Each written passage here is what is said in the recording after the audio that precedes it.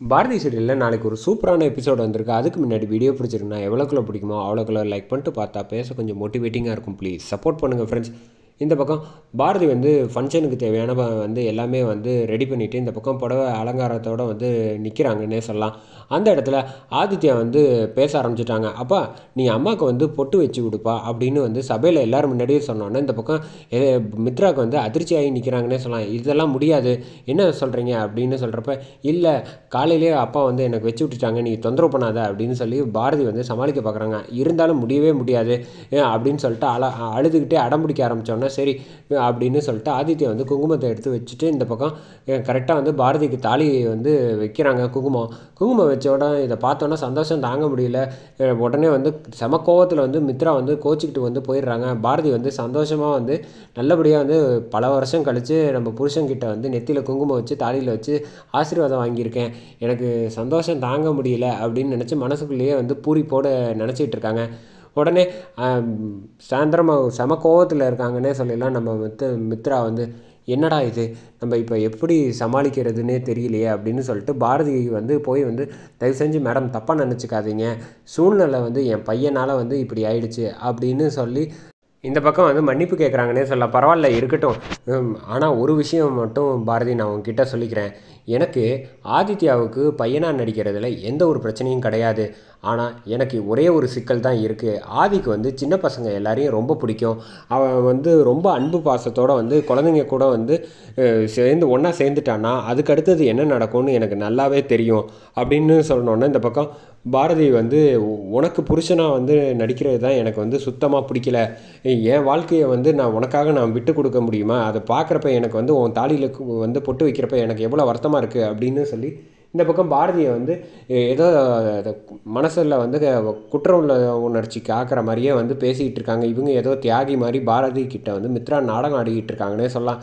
Madam நீங்கள் ஒன்றும் நினைக்காதீங்க, நீங்கள் நினைக்கிறது அந்த அளவுக்கு போகாது அப்படின்னு சொல்லிட்டு நான் கூடிய சீக்கிரம் என் பையனுக்கு சரியானோன்னு நான் இந்த ஊரை விட்டு போயிடுவேன் அப்படின்னு சொல்கிறப்ப, நீ ஊரை விட்டு போவீங்க பாரதி, 3 மாதம் டைம் இருக்குது. அந்த 3 மாதத்தில் உங்கள் 2 பேருக்கும் நாளுக்கு நாள் புருஷன் பொண்டாட்டியாக நடிக்கிறப்ப அன்பு பாசம் நெருக்கம் இதெல்லாம் வந்துச்சுன்னா என் வாழ்க்கை கேள்விக்குறி ஆகிடும். அதனால தான் நான் இப்போ அதிரடியாக ஒரு விஷயத்தை முடிவு பண்ணிட்டேன் அப்படின்னு சொன்னோன்னே, இதுக்கு முழு பொறுப்பு நீங்கள் தான், உங்கள் தலைமையில் நான் ஏற்கனவே சொன்னது தான், நீங்கள் தான் ஆதிக்கிட்ட போய் இப்போ அடுத்த வாரத்துக்கு எனக்கு கல்யாணத்துக்கு அவரை சம்மதிக்க வைக்கணும், இது உங்கள் பொறுப்பு.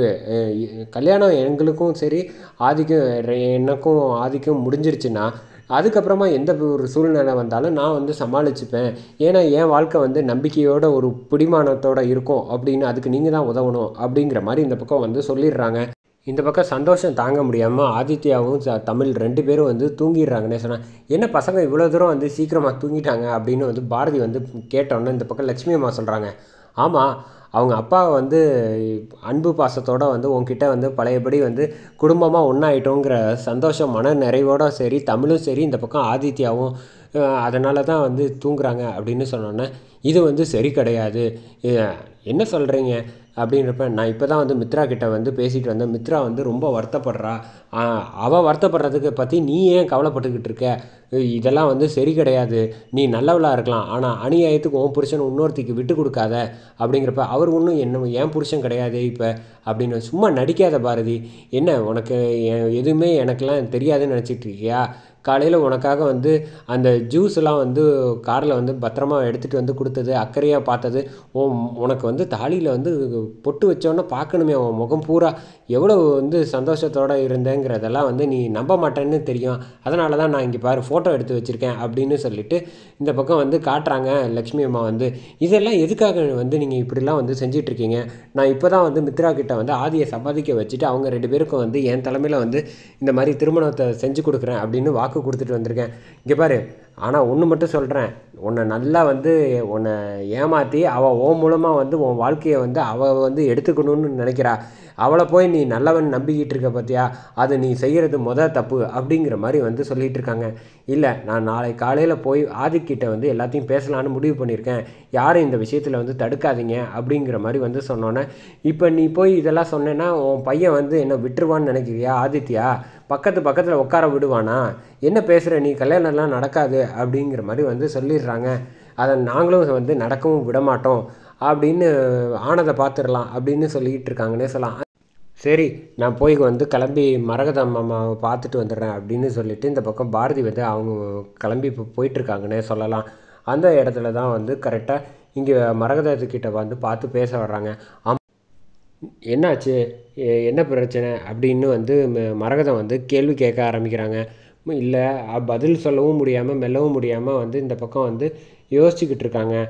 அத்தைக்கு இருக்கிற நிலமையில இப்போ வந்து ஆதிக்கு வந்து கல்யாணம் பண்ண போகிறா மித்ரா அப்படிங்கிறத சொல்லிடலாமா வேணாமா அப்படின்னு சொல்லி யோசிக்கிறாங்க. அதோட வந்து முடியுது எபிசோடு.